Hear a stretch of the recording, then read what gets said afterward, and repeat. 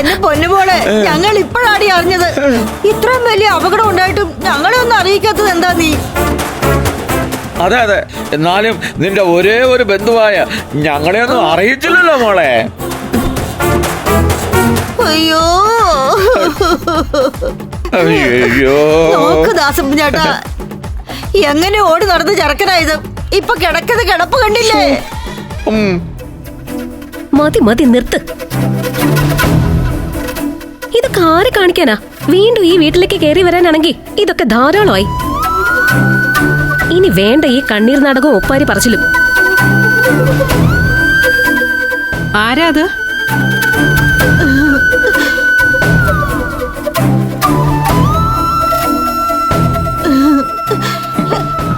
എന്റെ പൊന്നി ചേച്ചി, ഞങ്ങൾ ഇപ്പഴാ അറിഞ്ഞത്. നേരത്തെ ആരും പറഞ്ഞില്ല. ഒന്നും അല്ലേലും ഞങ്ങളുടെ അനന്തരവനല്ലേ, ഞങ്ങൾക്ക് വിഷമം കാണില്ലേ? ഇങ്ങനെയെങ്കിലും തിരിച്ചു കിട്ടിയത് ഭാഗ്യെന്ന് കരുതിയാ മതി. നിങ്ങൾ വാ, ഞാൻ ചായ എടുക്കാം.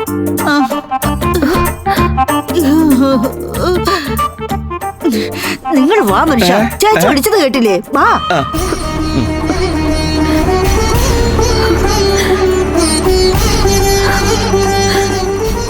എന്റെ ഈശ്വര, ഇനി ഇവരെ സഹിക്കണമല്ലോ ഇവിടെ.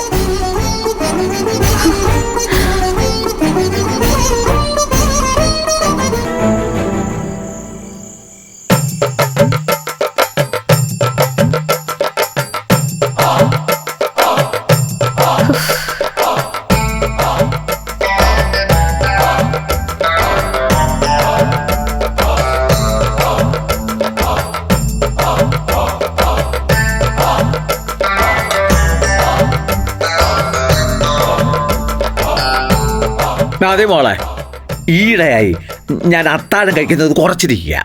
വയസ്സായി വരികയില്ലേ, കൂടുതൽ കഴിച്ചാലേ ദഹിച്ചു വരാനൊക്കെ ബുദ്ധിമുട്ടാകും. അതുകൊണ്ടാ.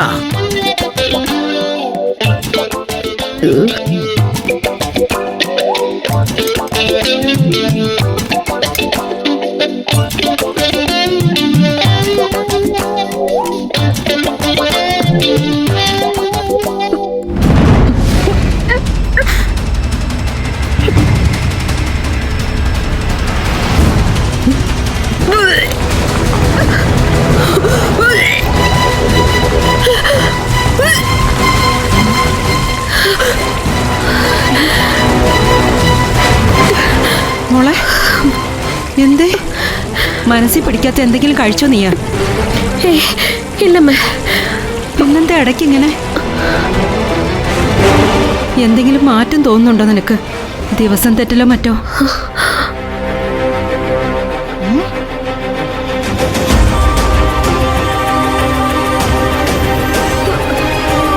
അയ്യോ, ഗർഭമോ? കല്യാണം കഴിഞ്ഞ 1 മാസം തികയും മുമ്പോ?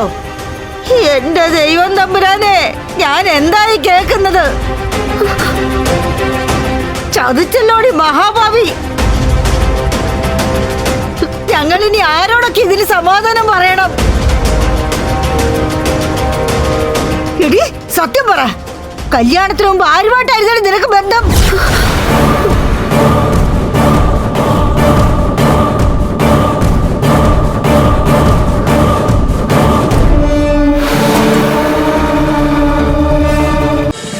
ഫ്ലവേഴ്സ് ഒരുക്കുന്ന കാഴ്ച വസന്തം യൂട്യൂബിൽ പ്രേക്ഷകർക്ക് ലൈവായി കാണാം.